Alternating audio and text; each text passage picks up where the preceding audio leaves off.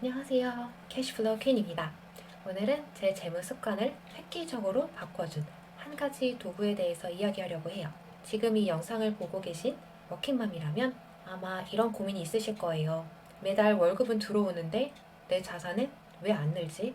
아이 교육비, 생활비 사이에서 저축은 언제 하고 또 투자는 언제 하지? 지금 이 상태로 노후까지 준비할 수 있을까? 저도 같은 고민을 했어요. 그런데 한 가지 도구로 이 모든 질문에 대한 답을 찾았습니다. 바로 워킹맘을 위한 가계 재무 상태표입니다. 어려운 용어 없고요. 기업에서 쓰는 재무 상태표랑도 달라요. 온전히 가정에서 사용하려고 만들었고 지난 5년 동안 갖가지 상황을 겪으며 업데이트 해왔습니다. 가계부처럼 매일 소비할 때마다 쓰지 않으셔도 되고요. 월 1회 또는 필요한 시기에 점검하듯이 작성하면 됩니다. 영상 끝까지 보시고 수정, 보완, 아이디어 주시면 더 업데이트 하도록 하겠습니다. 바로 시작하도록 할게요. 숫자 바꿔둔 걸 해놔야 제가 편하게 다 보여드릴 수 있을 것 같아서 숫자는 바꿔놨어요. 세 가지 형태로 구성이 되어 있습니다. 자산, 부채, 고정 지출 형태로 구성이 되어 있고요. 상단에 자산들 위주로 어떻게 현재 평가액이 되어 있고 비중도 볼 수 있게 되어 있어요. 합계로 내 총 자산도 계속 팔로우이 될 수 있죠. 오른쪽에는 저 같은 경우는 전략을 통해서 투자를 진행을 하고 있기 때문에 그 전략별로도 얼마의 금액이 배분되어 있는지 비율이 나타나게 돼 있어요. 만약 전략 운영하지 않으시는 분은 이걸 지우셔도 상관없습니다. 업데이트 수식이 되어 있는 걸 주황색으로 해놨고요. 노란색은 절대값으로 이걸 복사 붙이기 해서 만든 숫자입니다. 달러나 엔이 왜 필요하냐? 가끔 제가 미국 ETF라든지 해외 전략을 운영하는 것들은 현지 통화로 계산이 되다 보니까 이렇게 수식을 걸어서 확인할 수 있게 해놨고요. 추가로 좋은 효과는 매월 달러나 엔화 환율이 어떻게 변하는지 관심을 갖게 되더라고요. 눈에 보이니까. 이게 지난달 거, 그리고 업데이트 해야 될 오늘 거. 한 시트씩 만들어 나가면서 업데이트 해나갑니다. 가용 금융 자산은 아래도 설명하겠지만 부동산처럼 바로 현금화가 하지 못하는 것을 제외하고 바로 내가 현금으로 융통이 가능한 것들, 뭐 예를 들어서 예적금 포함되고요. 2, 3일만 있으면 바로 현금으로 융통이 가능한 것들, 이런 것들 위주로 가용 금융 자산으로 제가 뽑아놨습니다. 상세 좀 더 보실게요. 세 가지 영역으로 구성이 되어 있고 항목은 사람마다 다를 수 있어요. 제 거 기준으로 보여드릴게요. 저는 자산을 총 5가지로 구분이 되어 있어요. 첫 번째는 채권형 자산입니다. 각 자산별로는 옆에 합계도 있긴 해요. 금리나 이율이 적용되는 금융 상품을 저는 분류를 해놨어요. 쉽게 말하면 예적금이에요. 예적금, CME 전부 해당됩니다. 우리가 고객으로서 은행과 증권사에 돈을 빌려줬잖아요. 그래서 저는 그걸 채권형 투자 자산으로 분류합니다. 형태는 적금, 예금, 수시 입출금이라는 소리고요. 이렇게 제가 메모는 해놨어요. 용도는 각각의 용도에 따라서 제가 직접 메모를 하고요. 가입일, 만기일도 있는데요. 예적금 때문에 여기다 항목을 넣어놨고요. 금리도 당연히 적어두면 좋겠죠. 계좌번호 선택입니다. 매월 불이백이 있는 경우에 적고요. 그리고 메모 같은 것도 해놨어요. 예를 들어서 이 자유적금 항목이 있었는데 매월 초에 생활비에서 남는 돈이 있다면 그걸 여행비, 자유적금으로 넣는 거를 제가 계좌 하나 운영을 했었거든요. 이런 메모 같은 거 달아두면 좀 더 확인하는데 편하더라고요. 두 번째로는 주식형 투자 자산을 분류를 해놨어요. ISA 계좌도 하고 있고 동적 자산 배분으로 ETF를 불리고 있고 외환이나 이런 RP 같은 것도 투자를 하고 있고 어떤 금융기관에 있고 어떤 상품으로 구성이 되어 있고 현재 총 평가액 그리고 현재 전략금이 얼마 있는지 현재 형태가 전략 형태인지 아니면 가치 투자인지 제가 뭐 어떻게 분류했느냐의 의미고요. 미국 ETF처럼 이렇게 달러로 계속 투자가 이루어진 애들은 위에 상단에 수식이 연결돼서 달러로 자동으로 곱해서 원화로 합산이 돼서 이제 좀 합계를 만들어 놨고요. 수익률도 투자 원금을 그 뒤에 적어 놓으면 이제 수익률이 어느 정도 퍼센테이지 되는구나 라고 이제 확인할 수 있게 해놨습니다. 전략도 어떤 전략을 하는지 그때 예전에 했던 것들이네요. 지금은 좀 바뀌었고요. 그리고 리밸런싱 날짜가 언제인지 이런 정보들을 메모도 이렇게 달아놓고요. 소형준 안 한 지 오래됐는데 여기는 코인 자산. 제 자산의 일부는 코인도 투자합니다. 코인으로 다 들어가 있지 않아요. 저 같은 경우는 제 총 자산의 특정 비중은 부동산, 특정 비중은 주식형, 특정 비중은 코인 이렇게 제가 기준을 갖고 투자를 하고 있고요.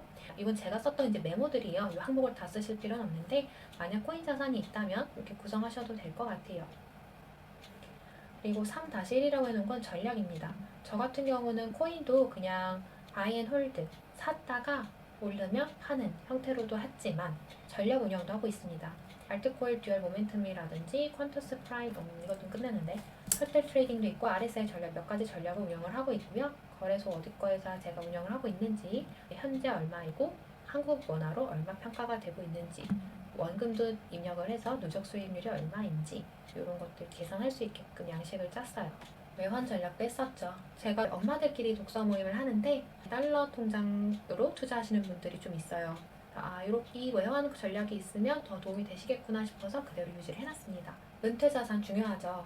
연금저축펀드, 연금저축보험, 변액연금, IRP, 퇴직금, DB인 경우 금융기관과 각 상품이 무엇인지 그리고 현재 평가액, 저는 이거 해지 예상 금액을 넣어놔요. 어차피 필요할 때 움직이는 겨우 돈이니까. 그리고 매월 얼마씩 넣고 있고 언제 가입을 했고 납입금이 얼마나 됐고 만기가 언제고 그리고 납입금 대비해서 해지 예상 금액에 대한 수익률을 표시하게끔 해놨고요. 연금도 전략으로 운영한다면 메모하실 수 있도록 만들어놨습니다. 저 같은 경우는 변액연금 보험은 올레더 포트폴리오를 만들어서 하고 있고 연금저축펀드도 동적자산 배분으로 운영을 하고 있습니다. 혹시나 싶어서 거치형도 가입해놓은 것도 있어요. 그리고 5번째 자산은 부동산입니다. 아파트, 주택, 토지, 상가, 전세금 다 해당이 될 수 있을 것 같고요. 소재지도 저 다 이거 랜덤하게 적은 거예요. 만약에 형태가 아파트라면 또는 다세대라면 상가라면 그리고 언제 있고 현재 시가 그리고 내 구입했던 금액 언제 취득했고 여기에 들어있는 부채가 얼마인지 표시를 해두면 나중에 팔로우하기 하고 싶고요. 보증금도 포함이에요. 취득일은 이거를 매수했을 때 취득일이고요. 이 계약일은 전세나 월세를 임대를 주고 있는 경우 그래서 계약일과 만료일도 적어주시면 이 시트 하나에서 여러 가지 정보를 한 번에 보실 수 있습니다. 관리도 이 시트 하나만 하시면 돼요. 위험관리는 보험이에요. 얘도 사실상 자산이죠. 보장성 자산으로 분류하면 되지 않을까 싶어요. 생명보험, 손해보험, 암보험, 실비보험, 생명보험, 금융기관별로 어떤 상품을 가입을 했고 피보험자가 누구고 평가액 만약 환급금액이 있으면 매월 보험료가 계속 나가고 있는지 끝났는지 만기일이 언제고 계약일이 언제고 보장기간은 또 언제인지 이게 무슨 말이냐면 내가 만약 이 보험을 가입을 했어요. 메리처제 암보험이라고 해볼까요? 2019년 1월 1일에 시작을 했습니다. 매월 600원씩 내고 있어요. 만기는 20년이네요. 39년에 만기가 되고 보장은 2089년 1월 1일이라고 한다면 20년 동안 600원씩 납입을 했고 보장 기간인 여기서부터 50년 동안 암에 걸렸을 때 진단보험금이 나온다라는 개념이에요. 얼마가 나오거나 이런 거는 전 보험 시트는 별도로 만들어서 관리를 하고 있거든요. 보험 시트도 다음에 한번 공유 드려봐도 좋겠네요. 정확히는 얘는 월 보험료 때문에 만들었던 걸로 기억을 해요. 불필요하신 분은 지우셔도 됩니다. 그리고 두 번째 영역, 부채 영역이에요. 대표적인 부채는 임대를 받고 있는 경우 있죠. 전세 세입자가 내가 매수한 부동산에 들어와 있다면 그들의 전세금, 보증금은 저한테는 부채예요. 되돌려줘야 되잖아요. 그들한테 빌렸죠. 저는 그렇게 생각을 해요. 그래서 대출금이 있고 월 상환액은 당연히 없죠. 이자도 없죠. 이 대출일이 부동산의 계약일이고 만기일은 그들이 나가는 날 돌려줘야 되는 날이 될 것 같아요. 만약에 주택담보대출이라든지 전세자금 대출이라든지 이런 대출이 있다면 그때도 여기에다 입력하시면 될 것 같아요. 예를 들어서 금융기관이 농협이다. 그리고 전세자금 대출이다.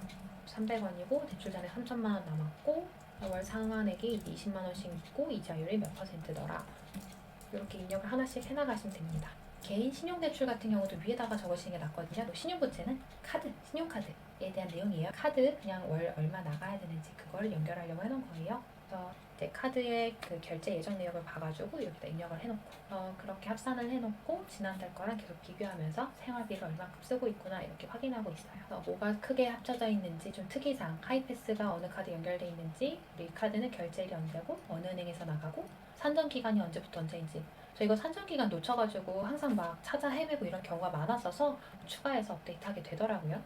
그리고 뭐 큰 결제 금액 있으면 이 금액이 어디서부터 왔는지 팔로우하기가 편하더라고요. 자, 이제 세 번째 영역, 지출비입니다.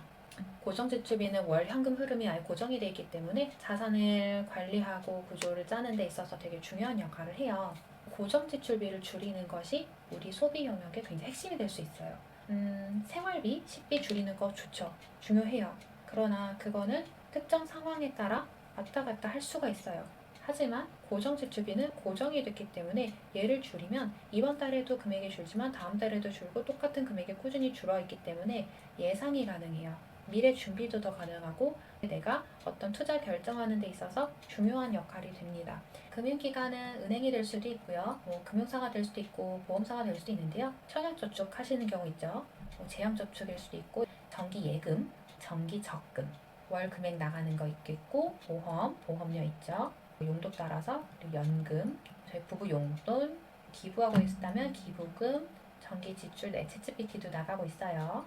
아이가 다니는 학교의 원비, 식판비, 식판 그 세척하는 비용 이런 것들 나가고 있고요. 매월 얼마가 나가고 며칠에 빠져나가는지, 어느 계좌에서 나가는지, 언제 시작했고 얼마 동안 나갈 거고 언제까지 나가는지, 분류도 저축, 보험, 연금, 일반 소비, 기부, 투자 이런 식으로 나눠두시면 필요하실 때 찾기가 매우 쉽습니다. 연간 고정 지출비 형태도 있어요. 대표적으로 부동산 갖고 계시다면 재산세가 있겠죠. 자동차를 갖고 계시다면 자동차 보험료랑 자동차세가 나갈 거예요. 위치는 이제 부동산이란 가정이고요. 자동차는 자동차 이름 적으시면 될 것 같아요. 연간 지출 금액 적어두시는 거고, 그럼 이제 몇 년도 거, 몇 기분 거, 이제 언제 나갔고, 어떤 식으로 했는지. 제가 매월 나가는 게 아니라서 그런지 납부 방법을 그때그때 끌리는 방식으로 하는 경우가 많아요. 나중에 내역을 다시 찾으려고 그러면 어떤 건 계좌이체로 나갔고 어떤 거는 스택스 이런 이제 어플 통해서 나갔고 어떤 건 카드 썼고 해서 나중에 좀 찾기가 어려워서 그래서 이 납부 방법도 이 항목을 만들었어요. 변동 고정 지출비 같은 경우는 이제 관리비 메모해서 이 지출도 꾸준히 확인을 해요. 변동 금액이지만 정기적으로 확인할 수 있고 쭉 내용이 쌓이면 월별로 내가 전기세, 수도세 얼마를 썼는지 가계부 역할로도 확인할 수 있습니다. 벌금도 적어놨어요. 이거 남편과 같이 보거든요. 이런 거 한 번씩 적어놓으면 서로 좀 더 신경을 쓰게 됩니다. 내용 굉장히 많아 보이죠? 이게 제가 5년 동안 자산을 구축해 나가면서 계속 꾸준히 업데이트했기 때문에 내용이 많을 수는 있는데요. 하나씩 차근차근 적어서 정리해 보시면 내가 이걸 왜 가지고 있었지? 라고 생각됐던 것들 정리하는 데도 도움이 되고요. 한눈에 보게 되면 구조를 개선하기가 정말 도움이 됩니다. 그리고 이 템플릿의 진짜 가치는 자산 현황을 파악하는 거에 그치지 않고 앞으로 나아갈 방향을 제시한다는 거예요. 어떤 경제 상황이 닥쳤어요. 예를 들어서 병원비라든지 어떤 사고가 났다거나 큰 돈이 필요한 상황. 긍정적으로는 부동산이 정말 너무 좋은 매물이 나왔어요. 그러면 큰 돈이 필요하겠죠. 그때 이렇게 한눈에 정리해두면 우선순위가 보여요. 필요한 돈을 어디서 어떻게 내가 갖고 있는지 확인하는데 훨씬 용이합니다. 만약에 계좌 하나로만 계속 관리하시는 분이라면 그리고 별도의 자산 취득을 하지 않으시는 분이라면 이 상태표 필요 없으실 거예요. 하지만 투자를 계속 해나가실 거고 부동산이든 주식이든 특히 금융 상품들을 여러 개를 취급하실 분이라면 이 상태표가 굉장히 도움이 될 것입니다. 제가 이렇게 긴 시간을 들여서 이 템플릿을 왜 설명했을까요? 자랑하려고? 아니죠. 제 채널에 오신 분들은 안전한 자산 관리에 관심이 많으신 분들이라고 생각을 해요. 그래서 이 템플릿이 많이 도움이 될 거라는 생각을 했죠. 그분들의 자산 증식에 도움이 되시기를 바라며 이 템플릿을 무료로 나누어 드리려고 합니다. 당연히 구독과 좋아요 해주실 거죠? 지금 이 영상 댓글에 링크가 있을 거예요. 그 링크를 클릭하시면 간단한 폼이 나옵니다. 그 폼에 연락처를 남겨주시면 템플릿을 보내드릴게요. 재테크의 첫걸음은 정확한 현황 파악이에요. 내가 현재 어떤 상황에 놓여 있는지 아는 것이 중요합니다. 이 템플릿을 활용해서 여러분의 재무 현실을 정확하게 알고 더 나은 미래를 위한 첫걸음을 내디드세요. 제가 응원하겠습니다. 화이팅!